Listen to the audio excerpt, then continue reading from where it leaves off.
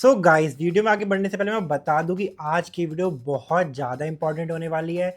मैं डिस्कस करने वाला हूं कि आपको ड्रॉप लेना चाहिए या नहीं लेना चाहिए, क्योंकि मुझे बहुत सारे कमेंट आ रहे हैं आप सबके कि भैया एक वीडियो बनाओ जिसमें हम आप डिस्कस कर रहे हो कि आपको कब ड्रॉप लेना चाहिए, कब नहीं लेना चाहिए।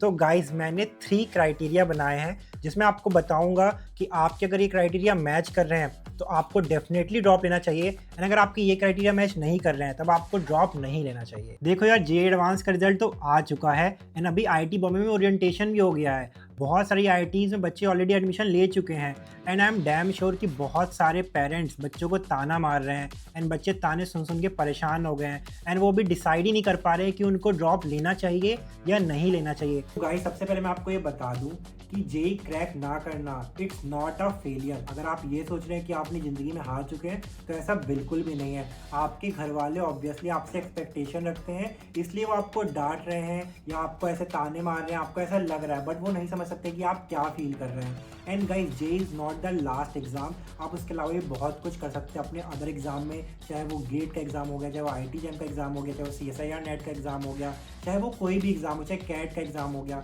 तो जे is not the last option कि आप फेल हो गए, तो ऐसा तो बिल्कुल ही मत सोचना। तो गाइस, सबसे पहले पार्ट 1 की बात करते हैं, कब ड्रॉप लेना जेन्युइनली सही है। इसमें ना 2 सिनेरियो है, सिनेरियो 1 एंड सिनेरियो 2। तो सिनेरियो 1 आता है कि आपने पूरे साल जेई की तैयारी बहुत अच्छे से करी, आपकी कोचिंग में भी आपको टीचर्स बोलते थे भाई तेरा तो जेई पक्का है, एंड आपके फ्रेंड्स भी बोलते थे भाई तेरी तो तैयारी बहुत अच्छी चल रही है, तेरा तो जेई पक्का हो ही जाएगा।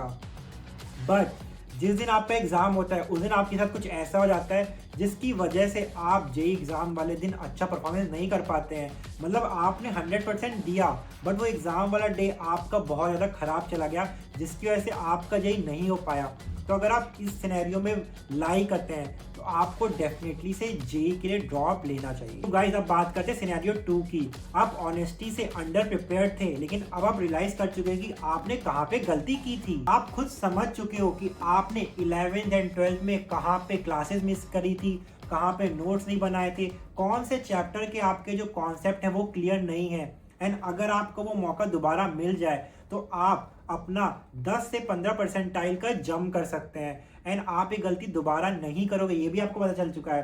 तो अगर आप इन दोनों सिनेरियो में लाई करते हैं, सिनेरियो 1 एंड सिनेरियो 2, तो डेफिनेटली से आपको ड्रॉप लेना चाहिए। एंड गाइस, अगर आप ड्रॉप ले रहे हो तो प्लीज अपने ऊपर 100% विश्वास रखना, एंड आप जिस भी कोचिंग से तैयारी कर रहे हो उस पर 100% बिलीव करना, एंड इस बार वो गलती रिपीट मत करना जो आपने पिछले साल रिपीट की थी। एंड प्लीज किसी भी यूट्यूबर किसी के कहने पे आके अपना डिसीजन मत बदलना। अगर आपने डिसाइड कर लिया है कि आपको ड्रॉप लेना है तो फिर अच्छे से ड्रॉप लो, एंड अगर आपने डिसाइड कर लिया है कि आप ड्रॉप नहीं ले रहे हो तो प्लीज रिग्रेट मत करना। तो अब बात करते हैं पार्ट 2 की, डाटा जो ड्रॉप के अगेंस्ट जाता है। अगर आपके अभी 70 परसेंटाइल हैं तो आपके 1 साल बाद जो ड्रॉप लोगे 78 से 82 परसेंटाइल ही आएंगे, जो डेटा बोलता है। लेकिन इससे आपका आईटी में एडमिशन नहीं मिलता है। जो आपको 1 साल बाद ड्रॉप लेने के बाद जो कॉलेज मिल रहे होंगे टीयर 3, वो आपको अभी भी मिल सकते हैं। जो बच्चे 15 परसेंटाइल से ऊपर का जम करते हैं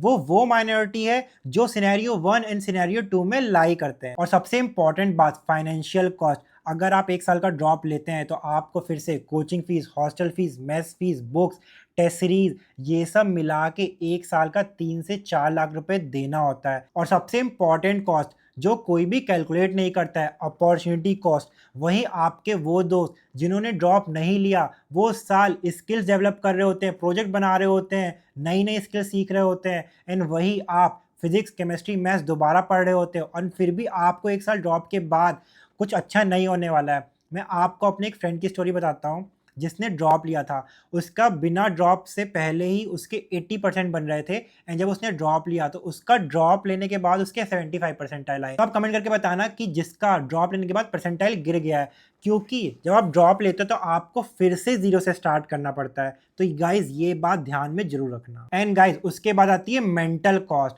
गाइज, ये सबसे ज़्यादा सीरियस चीज़ है, क्योंकि जब आप ड्रॉप लेते हो वहीं आप अपने दोस्त की इंस्टाग्राम पोस्ट, फीड वगैरह देखते हो, वो लोग मस्त एंजॉय कर रहे होते हैं कॉलेज में, चाहे वो आईटी हो, नॉर्मल कॉलेज हो। लेकिन आपके अंदर वही प्रेशर आ रहा होता है कि मेरा क्या होगा, 1 साल बाद मेरा क्या होगा, क्या मेरा जेई निकलेगा या नहीं निकलेगा। वो वाला मेंटल जो कॉस्ट है, वो वाला जो मेंटल स्ट्रेस है, वो सबसे ज़्यादा होता है। तो अगर आप ड्रॉप ले रहे हो तो प्लीज़ इस चीज़ को ध्यान में रखना, बिल्कुल भी सोशल मीडिया वगैरह यूज़ मत करना, लेकिन इन सब चीज़ों से बहुत ज़्यादा मतलब मेंटल को प्रॉब्लम होती है। गाइज़ अब बात करते हैं पार्ट 3 की, जो आपने शायद कभी सोचा ही नहीं, क्योंकि आपके कोचिंग टीचर ने कभी उसके बारे में आपसे बात ही नहीं की, क्योंकि अगर वो बात करेंगे तो उनका जो बिज़नेस है वो बंद हो जाएगा, फिर उनसे पढ़ने कौन आएगा ड्रॉप ईयर वाले बैच में। तो गाइज़ ये कोई भी टीचर आपको नहीं बताता है, तो मैं आपको जब बताने वाला हूँ तो प्लीज़ इसको गौर से सुनना। पिछले कुछ सालों में इंडिया में ही टेक फोकस्ड कॉलेज इमर्ज हुए हैं, जो बिना जेईई एग्ज़ाम के एडमिशन लेते हैं। उनका एक डिफरेंट एग्ज़ाम होता है, लेकिन उसमें आपको जेईई नहीं देना पड़ता। उनमें से ही एक one of the best college है स्केलर स्कूल ऑफ टेक्नोलॉजी, जो बैंगलोर के टेक हब में लोकेटेड है। एंड इसमें एडमिशन के लिए आपको एनसेट का एग्जाम देना होगा, जिसमें सिर्फ मैथ्स एंड लॉजिकल रीजनिंग आती है। यहाँ पे आपको फिजिक्स एंड केमिस्ट्री की चिंता करने की बात ही नहीं है। यहाँ के 96% बच्चों को इंटर्नशिप मिल जाती है एंड सेकेंड ईयर तक के स्टूडेंट्स को 2 लाख पर मंथ की स्टाइपेंड मिल चुकी है, जो जनरली सिर्फ टॉप कॉलेज के स्टूडेंट्स को मिलते हैं।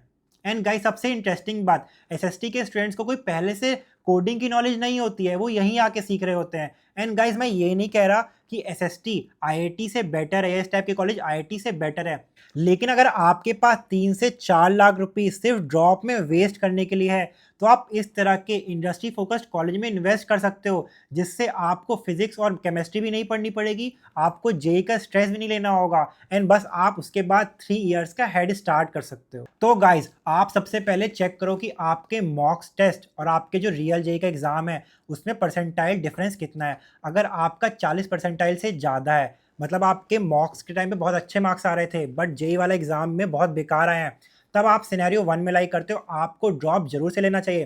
तो मैं आपको सजेस्ट करूंगा कि ऐसी सिचुएशन में आप एसएसटी का एनसेट एग्जाम जरूर देना, एंड अदर ट्रेडिशनल कॉलेज के आप एग्जाम भी एक्सप्लोर कर सकते हो, आपके जो अदर पाथ है वो भी एक्सप्लोर करना, लेकिन आप ये एसएसटी का एनसेट का एग्जाम जरूर से दे देना, क्योंकि बाद में फिर लेट हो जाएगा। एंड गाइज मैं आपके साथ एक चीज दिल से शेयर करना चाहता हूँ, अभी अगर आपका जेईई एग्जाम नहीं हुआ है, आपको बहुत ज़्यादा रिग्रेट हो रहा होगा। आपको आज से जब 5 साल बाद आप देखोगे तो आप ये बिल्कुल भी रियलाइज़ नहीं करोगे मेरा जेईई हुआ है नहीं हुआ, क्योंकि उस टाइम आप जब अच्छा खासा पैसा कमा रहे होगे, अच्छा खासा आपका प्लेसमेंट लग चुका होगा, एंड आप बड़े-बड़े अपने सपने पूरे कर रहे होगे। तो एक बार को लगेगा कि हाँ यार, मैंने जेईई की तैयारी करी थी बट नहीं हुआ, लेकिन आपने सही पाथ, सही डायरेक्शन में जो आप जो स्टेप लोगे, आपका डिपेंड करेगा, वो बताएगा कि आपका 5 साल बाद क्या फ्यूचर होगा। तो जो भी स्टेप लो आज, वो बहुत सोच समझ के लेना। And guys scalar school of technology का एग्जाम देना मत भूलना, लिंक मेरे डिस्क्रिप्शन बॉक्स में दिया हुआ है, तो आप वो भी जल्दी से आकर रजिस्टर कर सकते हो। चलो मिलते हैं नेक्स्ट वीडियो में, तब तक के लिए टाटा बाय बाय।